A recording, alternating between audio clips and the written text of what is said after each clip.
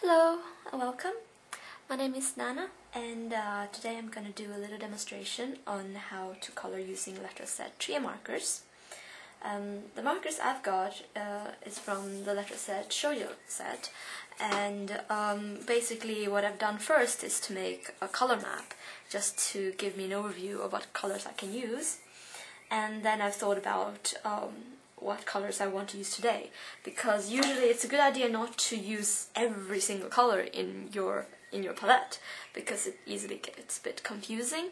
So I've picked a few colors from the purple and violet range with some pink here as well, and I'll probably use a bit of yellow and green as well to contrast these major colors. Right, and what I have here is an inked drawing over a pencil drawing that I did. And before you start inking, you want to pick basically a fine liner or marker that you know is marker proof.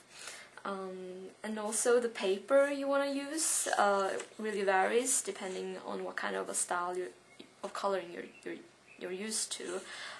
Here I've used the Letraset special marker paper because it's it's bleed proof, so you don't have to worry about it bleeding through, and also you can get very sharp edges. I've also found that normal copy machine paper is actually pretty good for that. It bleeds a little bit, but if you want to do soft shading, that's actually quite useful.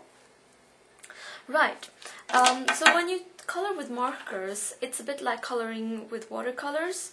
You want to start with the lighter shades first, because if you do make a mistake, it's easier to correct. Like, you can go over it if you go over the edges, for example, like with a darker marker. So, right, there are now, yes, two skin shades. I'm going to start with the lighter one to lay down a flat base tone. But already at this stage, I'm kind of thinking about where the light is coming from. And in this case, I think I want a backlighting situation, so that the light is basically shining at her from the back, which means that most of her, like the front side of her, is actually in shadow, and she has a little bit of rim lighting on the side of her face. And what you can do is that you can use the white of the paper, so you don't have to feel that you have to cover all the surfaces using the color. So what I'm going to do here is I'm going to leave the white for the eyes, and then I'm going to leave white at the side of her face, where the rim lighting is. I mean, this is if you're confident enough with your lighting situation. And if you're not, I mean, you can do tests on scrap bits of paper and just see how it looks. Or you can just kind of wing it, which is usually what I do. Now, if you're worried about ruining your original drawing, what you could also do, if you have access to a laser printer, is to scan in your line drawing, like your ink drawing, and then print it out with a laser printer. And then, usually laser printers are the ink is marker proof, so you'll have multiple tries basically if you accidentally screw up.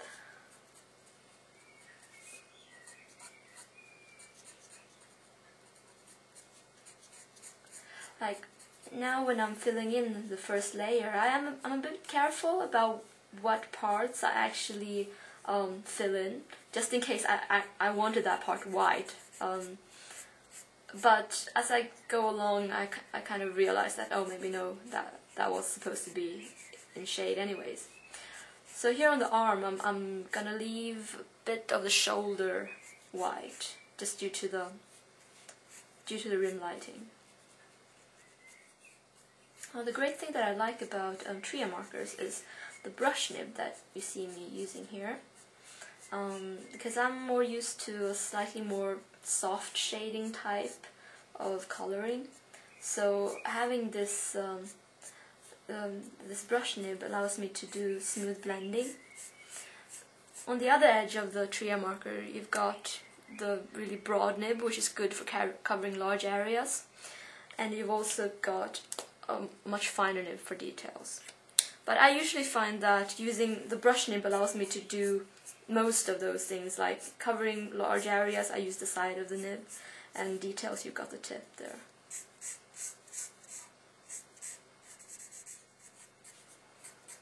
Now markers can be a tricky medium to use if you're a beginner, because you have to work pretty quickly very often.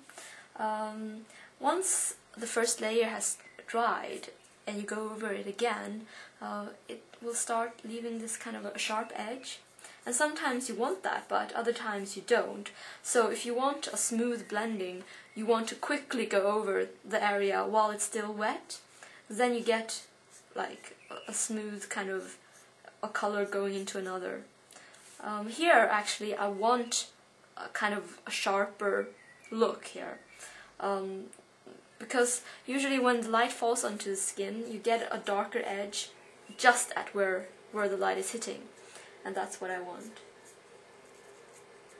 So usually you can layer a few times before that color. You have to use a darker color. So I'm going over this for a second time.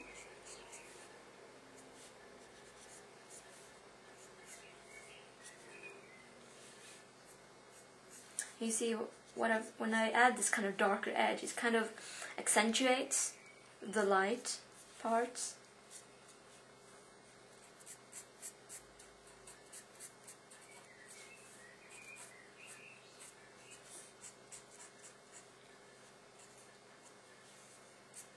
Yeah, I mean the important part is just really to figure out where your light source is, to make it a consistent drawing and consistent coloring.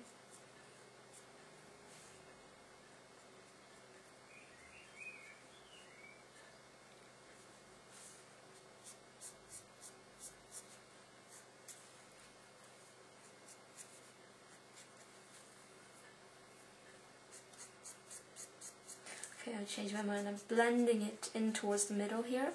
And you see me using very quick kind of strokes, because that way you get this kind of tapered off gradient effect, which is very nice.